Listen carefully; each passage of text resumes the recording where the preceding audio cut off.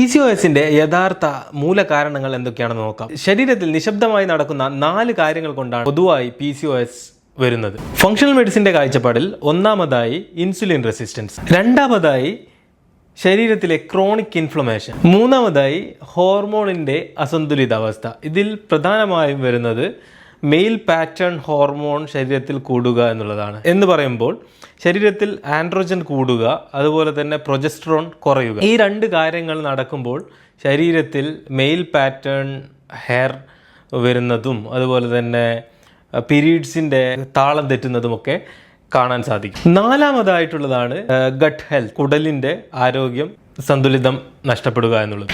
സാധാരണ നിങ്ങൾ PCOSന്റെ പരിശോധനയ്ക്ക് പോവുകയാണെങ്കിൽ ഇത് ഇത്രയും ഡീപ്പായി നോക്കാത്തതിനാൽ യഥാർത്ഥ മൂലകാരണങ്ങൾ മിസ് ഔട്ട് ചെയ്യാനുള്ള സാധ്യതകൾ കൂടുതലാണ്. ഈ ഒരു വീഡിയോ നിങ്ങളുടെ സുഹൃത്തുക്കൾക്ക് ഷെയർ ചെയ്യുന്നത്, പ്രത്യേകിച്ചും PCOS ഉള്ള ആളുകൾക്ക് ഷെയർ ചെയ്യുന്നത് അവരോട് ചെയ്യുന്ന ഒരു സഹായമായിരിക്കും.